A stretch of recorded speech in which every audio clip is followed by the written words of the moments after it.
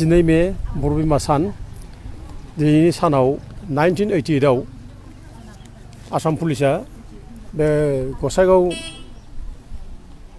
माने SDPOनि दैदेननाय मोनसे टीमा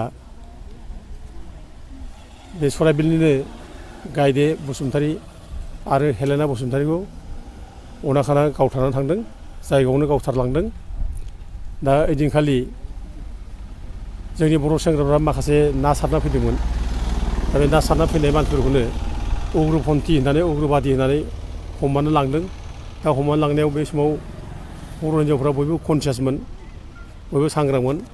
बेनिखायनो गासैबो बर' हिन्जावफ्रा ज' ओंखारनानै बे हमनानै लांनायखौ होबथानो थाखाय ज' जादों, बादा होदों। दा बे समावनो पुलिसफ्रा गसाइगावनि पुलिस सासे SDPO मुफिन होननाय बिनि दैदेननायाव गावथारलांदों सानैखौबो।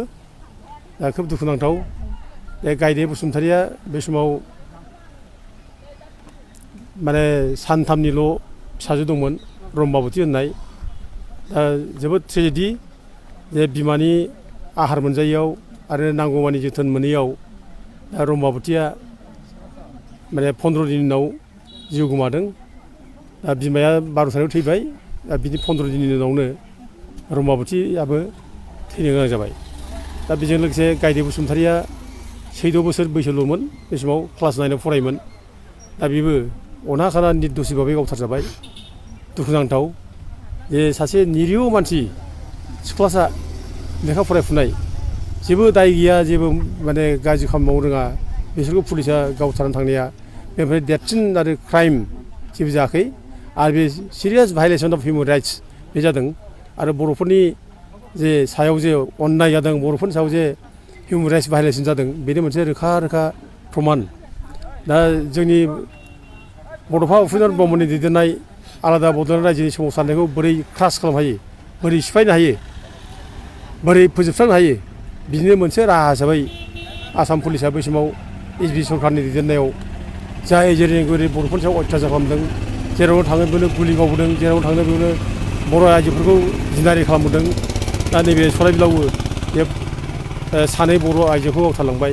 बे जोबोद मुगैथाव, निन्दा खालामथाव।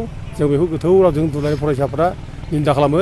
आरो दिनै जे बिमा माहारि सान हिसाबै आबोबा जे फालिबाय, बे गायदे आरो हेलेनानि थैनाय सानखौ आं खोब माने गोसो गोरबोजों सिबियो, आं गोसो गोरबोजों सिमरन खालामो, गोसोखाङो।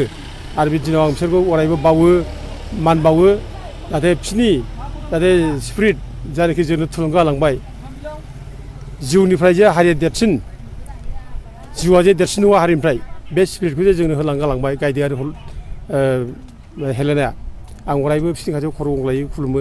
जों बिसोरनि खाथियाव अरायबो ऋणी, जाय ऋण दं बिसोरनि खाथियाव, जों बिसोरनि ऋणखौ जों सुख'नो हाया मालाबाबो। मानसिया गावनि जिउ बावनाया थामसा खोथा नङा। आलादा रायजोनि थाखाय जे जिउ बावलांबाय, बे गोरलै बाथ्रा नङा। दा जोंनि आन्दलनाव, जोंनि सोमावसारनायाव जे बिथांमोनहा जिउ बावबाय, जों अरायबो बिसोरनि खाथियाव ऋणी। दा जोंबो मोनसे समाय लायो, ओंखायनो जोंबो प्रतिज्ञा खालामो जे गायदे बसुमतारी, हेलेना बसुमतारी बायदि मानसिया जिहेतु जोंनि आन्दलनाव जिउ गारबायब्ला आरो गोबां बेबायदिनो जोंनि आन्दलनाव मुंख्लं जालांबायब्ला, भिक्टिम जाबायब्ला, जोङो बिसोरनि जिउखौ गोसोखांनानै जों अरायबो जोंनि आखल आखुआ सर्ट जानांगौ, जों सैथोबादि जानांगौ आरो जाथिनि स्पिरिटखौ लानानै, जाथिनि सेन्टिमेन्टखौ लानानै जों खामानि मावनांगौ। आं बेखौ बयखौबो खावलायो। जों खुनु प्रकारै खुनु जिनिसजों जों कमप्रमाइस खालामनो नाङा। जाथिनिफ्राय देरसिन जेबो नङा। दा दिनै गायदे हेलेना बायदि मानसिया जिउ बावबाय जाब्ला जों दिनै बिसोरखौ लानानै जों मानो धेमालि खालामनो, जों मानो थगाय थसि खालामनो, मानो मिसा खोथा बुंनो। जों बिसोरखौ असनमान खालामनाय जायोना। आरो बेफोर फाप नाङो, जों फाप नांगोन।